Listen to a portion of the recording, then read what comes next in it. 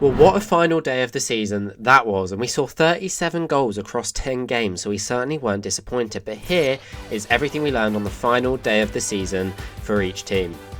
Let's begin. Arsenal, and they finished second. I mean, Arteta can certainly be proud of his team this season. They have shown so much more maturity and just they've improved so much since they were where they were a couple years ago. So the fact that they pushed Man City right until the final day is really testament to how good this team is. And I mean, they've done it with Havertz in their squad, which pains me to say. I think the main thing for me this season is how well the midfield and defence has transformed itself.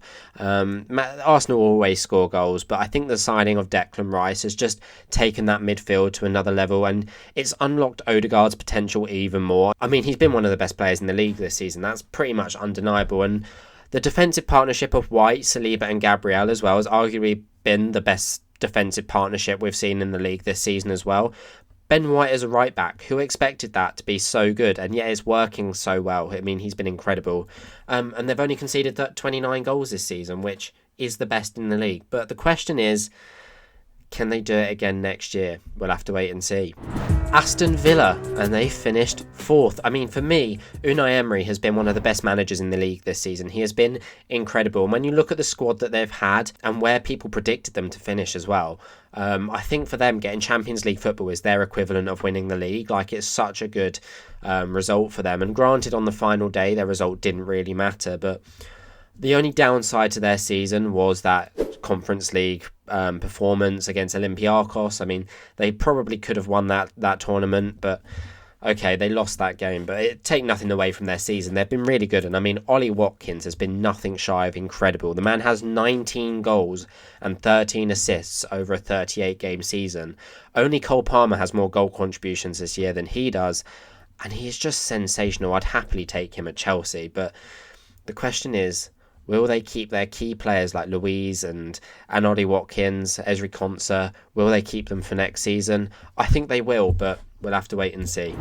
Bournemouth, and they finish 12th. I have to say, I've been really impressed with Bournemouth recently and how Iraola has transformed them into a much better side. I mean, they were enjoyable to watch today against Chelsea, actually. Obviously, I wanted Chelsea to win, but I don't think Bournemouth were bad. They were a bit unlucky, and granted, they didn't take some really good chances, but there's no obvious hole in this team where they really need an improvement on. I'm not a Bournemouth fan. Maybe there's some areas where they need more depth or they can make a really key signing, but for me, I just think that they're a much improved side, and I think they're almost, to me, a bit like what Crystal Palace are, at least in my mind. Like, they never exceed expectations, but they're never rubbish. And some people predicted them to go down this year, but I think they're that kind of team that you know are going to comfortably finish between 8th and 15th. Like, there's never really any problem with that. They're never going to finish top 6, but they're also probably not going to get relegated. So, but I think they play good football, and I've been very impressed with Iraola. So credit to Bournemouth. Brentford, and their 4-2 defeat to Newcastle today means they finished the season 16th. I thought they nearly did an incredible comeback. They were 3-0 down. Next time I checked, it was 3-2. I thought they could have done it, to be fair, but I'll be honest, I found Brentford a bit underwhelming this season. I don't know if I set my expectations too high to begin with, but Thomas Frank has done really well with this team before, and I think I expected them to finish more like in the top half, let alone 16th. But I know they didn't have Tony for most of this season, but even when he's been back, he's not been the same striker that we've seen him before. I mean, he's been benched a couple times. He's just not quite hit the levels that we have seen him previously, but I just don't think Thomas Frank's had a good season personally. Too harsh? Brighton, and their 2-0 loss against United today means they finish 11th place, and I'd have to say it's a very bizarre season for the Seagulls this year. They got leapfrogged on the final day by Crystal Palace, who absolutely battered Aston Villa, meaning that Palace finished in the top half and Brighton dropped down to 11th. But I mean, it was De Zerbi's last game, so I thought that they were going to put in a bit of a performance today, but they are just such a bizarre team to watch. Like, one minute they'll be winning 4-0 against a really good side, and the next thing they're losing 6-0 against like a rubbish team. I don't quite understand how it happens, but it'll be interesting to see who the manager is next season and what sort of football we'll see them playing. Obviously, they announced De Zerbi will be leaving at the end of this season, and I'm going to probably do a future video on potential Brighton managers, or at least how they could line up under some managers. But part of me wanted them to finish in the European spaces again this year and maybe go for another Europa League or Conference League run. But 11th place it is. My question though is Ansu Fati. What happened to him? I mean, I thought he was going to set the league on fire for Brighton. Like, I thought he was going to tear it apart, and yet he can't even get in the starting lineup. Mental. Burnley, and they're 19th, and they're the first team of today to be relegated. I thought they were the promoted side that were actually going to do well. I thought they were going to finish maybe 14th or 15th, considering how well they did in the Championship last year, and I've actually been a little bit disappointed with them. I mean, only Sheffield United take less shots per game, which you kind of expect because they're sitting a bit deeper and they're not really dominating the ball, but that's probably why they've only scored 41 goals this season. Having said that, though, I think Kompany is the right man for them, and I hope they stick with him next year as well in the Championship. And I have no doubt that they'll end up having a good run anyway, and we might see them again in the Prem in a couple of seasons' time. Chelsea, 6th. 1, 2, 3, 4, 5, 6. 6th? No, that's not how many Premier Leagues Pep Guardiola has won. That's where Chelsea finished. Okay, I'm not joking though. I mean, Caicedo, you absolute beauty. That was goal of the season. Goal of the season. Okay, maybe it wasn't as good as Garnacho's bicycle kick against Everton, but what a goal that was. Apparently it was the furthest goal. Does that make sense? The longest goal for 7 years in the Premier League. And it was a solid performance today against Bournemouth. We had some shaky moments, but for the most part, they did enough. Goals from Sterling and Caicedo meant we were able to win 2-1. But considering the start of the season we had, I'm very happy with 6th. Hopefully Europa League football as well. So I will take that. And that has been one hell of a turnaround. People were writing us off the bottom half after our first 10 games, including me. I wanted Poch gone, but fair play to him. And some of the awful signings that we thought were just players that were going to have to go, they were that bad, have actually put on their football boots and have learned football again, and there's been some tactical changes that has really helped us turn that season around. If you want to see what that secret tactic is and the players that I'm talking about, then go and check out my last video where I looked at the new tactics of Chelsea and how they've actually become good again. But I can't finish this segment without saying thank you to Thiago Silva. It was his final game today. What a legend, and good luck in Brazil. Next up is Crystal Palace, and what a result against Villa today. I mean, it means they finished 10th, but they didn't just beat Villa, they battered them 5-0. Granted, Villa had nothing to play for, but I was pleasantly surprised. And under Hodgson, I was a bit concerned for Palace this year. I thought they might even be in a relegation fight, but they've become one of my favourite teams to watch this year. And I mean, Elise and Eze are absolutely incredible players, but what the hell is... who's Mateta? Where's the Mateta that I know that misses goals from like 2 yards out? Where's he gone?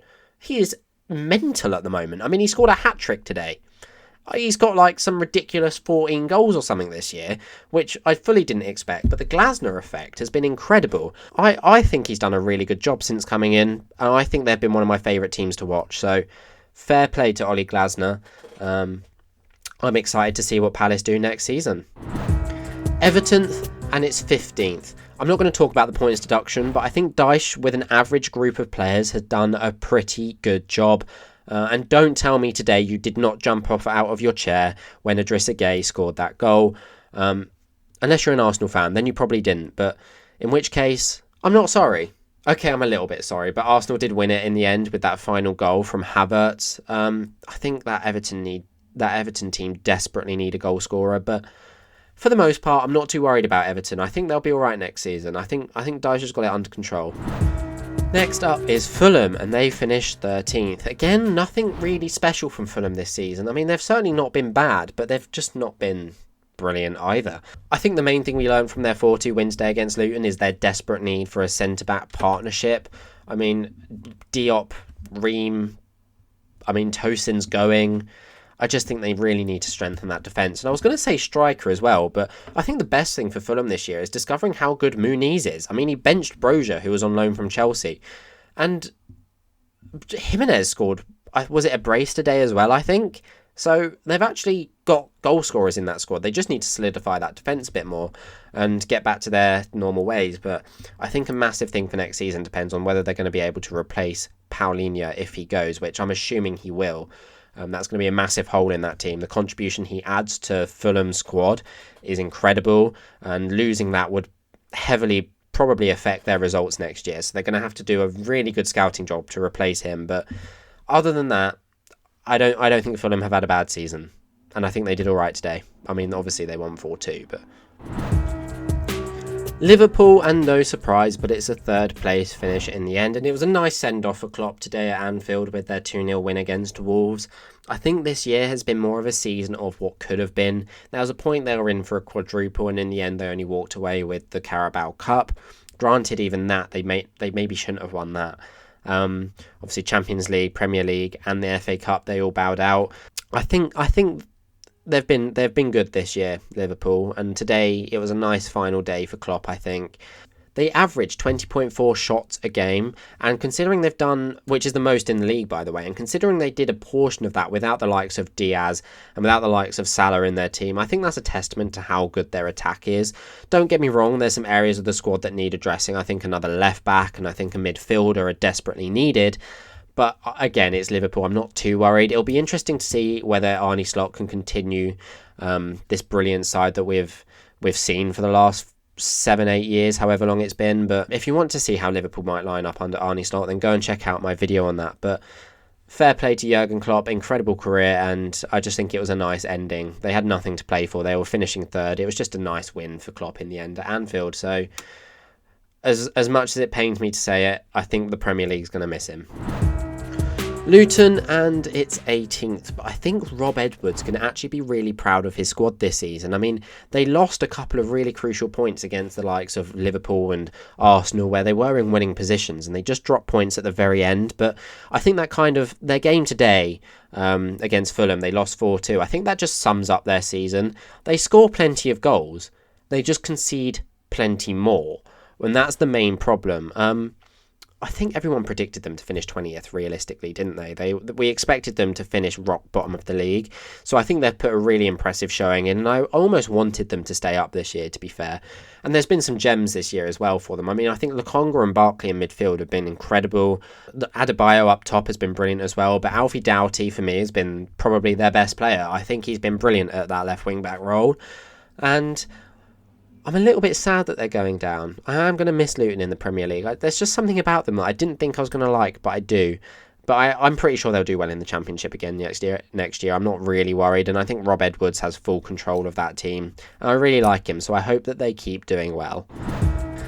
Man City, and for the fourth time in a row, they are champions. I mean, I think the main thing we learned from today is that Man City can be pushed all the way. But despite that, Man City always find a way. Pep Guardiola always finds a way. Just don't know how he does it, but he does. And I think it was a solid performance today against West Ham. There were some touchy moments when, like, Souček's goal was ruled out. But I think it just, the two goal scorers today, Foden and Rodri, sum up their season almost. Forget Haaland. I know he's a machine. And obviously De Bruyne has been incredible, but he's been injured half the season. There's a reason Foden was named Player of the Year. And it's because of what he's done for this Man City squad. A homegrown player, 2 goals today when it really mattered within the first couple of minutes, just to calm them nerves down in that stadium. I mean, he's been sensational. If the dictionary's definition of the word clutch is not just Rodri, then there is a problem. I mean, he always turns up when it matters. You think Champions League final, that game against Aston Villa to win the league a couple of years ago, he always finds a way to score when it matters.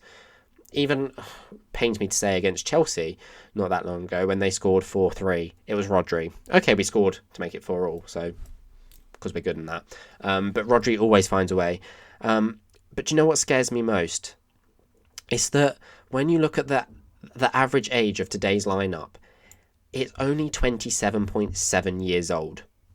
How concerning is that? Because you think about it, they show such experience. You think that that's almost and a team that's coming to the end of its era, but it's not. It's a team that's it's not even hit their prime ages for most of them. Like, that is such a horrifying thought that this era could still go on for another 3, 4, 5 years at the top level. But you know what? Fair play, Man City. Manchester United, and it's 8th. I mean, where do I even begin? It has been a shambolic season. Okay, they have a cup final next weekend, And they did also beat Brighton 2-0 today, which I really wasn't expecting, to be fair. But just this team just isn't it. It's just not it. It's not right. There is so many areas of this squad that need addressing, including the manager. And yet somehow they're 8th. I don't quite know how they've managed that. They had a good run of form, I think, at the start of the year, but they've just been awful. They've been so bad this year. They've not been enjoyable to watch. Well, they have, because I've enjoyed watching them lose. But I'm sure from a Man United fans' perspective, it's been a horrible season for you. But you could still get silverware, and that could change your perspective a little bit. They concede, by the way, an average of 17-point shots per game. That is the second worst in the league. And the only team that's conceding more per game is Sheffield United with 17.8. So they're not even that far behind. It just shows you how... I know they've had injuries in defence, but United's defence has been awful. It's been really bad. But regardless, I'm going to do a video soon rebuilding this Manchester United squad ready for next season. Some signings that I think they should make and how they can maybe pick up a bit of form at the start of next year. But surely it can't get any worse. Surely. Newcastle, 7th place. I mean, I think it's been a bit of a weird season for Newcastle, hasn't it? You think their Champions League run was a little bit underwhelming, despite that battering of PSG. They've had a bit of an injury crisis, and that certainly hasn't helped them. But I think today we saw what they're capable of. They obviously got their 4 goals against Brentford, and it was a decent performance. They made sure they finished 7th in the league. But with a fully fit squad, and with Tonali back as well, I actually think Newcastle could be onto something, and Eddie Howe could have them pushing for top 4 again. I'm a little bit worried about them next year. Maybe they fall apart, but I'm worried that they might actually be good again. Maybe. Nottingham Forrest next, and they finished 17th. They left it a bit late, and despite their points deduction, they've actually done all right at times this year. They've had really bad spells, and I don't think Nuno's necessarily been incredible, but they've had some standout players this year. I mean, you think the likes of Hudson-Odoi, Murillo, Danilo and Gibbs-White have all had really good seasons. I've been impressed by them, and they did enough to see out their 2-1 win against Burnley today. They were 2-0 up after 15 minutes from Chris Wood. I mean, they just kind of then relaxed a little bit. I think they knew that they were going to stay up anyway, so a little bit of pressure taken off them. But I do expect to see more for Nottingham Forest next season. I think they've got a lot more to offer that we've yet to see.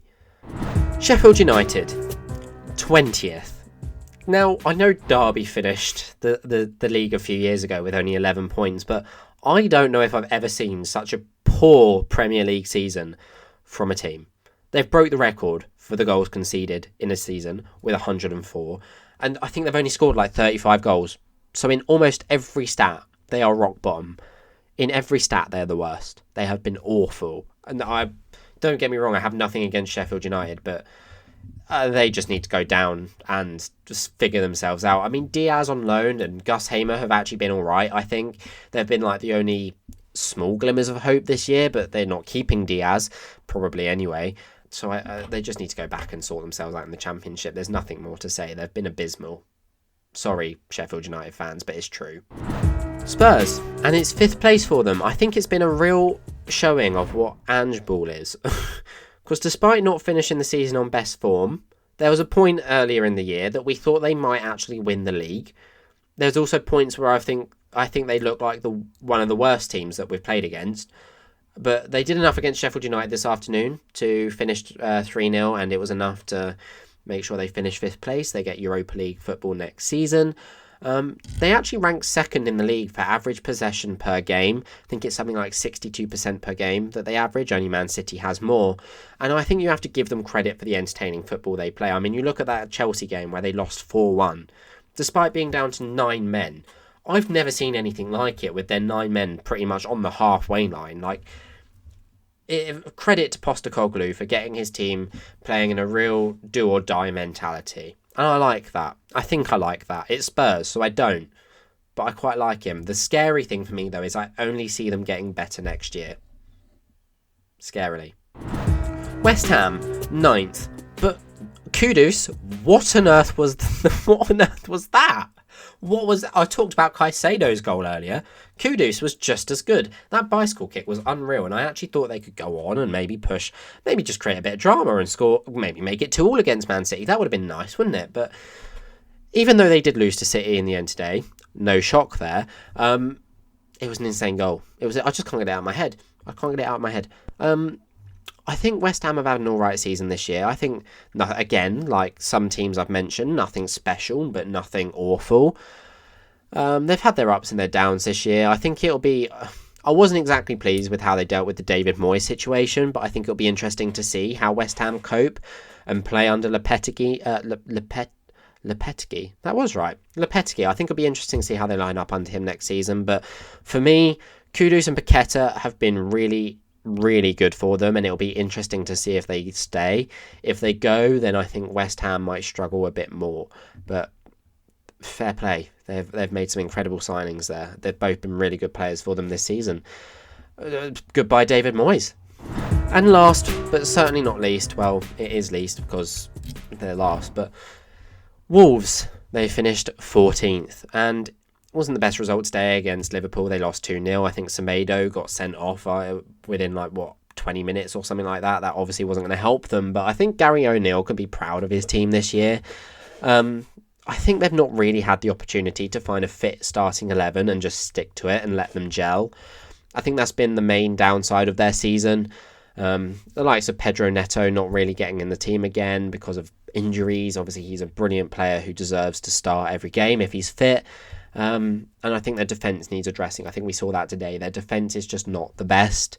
They've got some good players there, but I think they need some top quality, maybe a top quality centre-back to play alongside Kilman. I do also think they need another striker or at least another attacking player.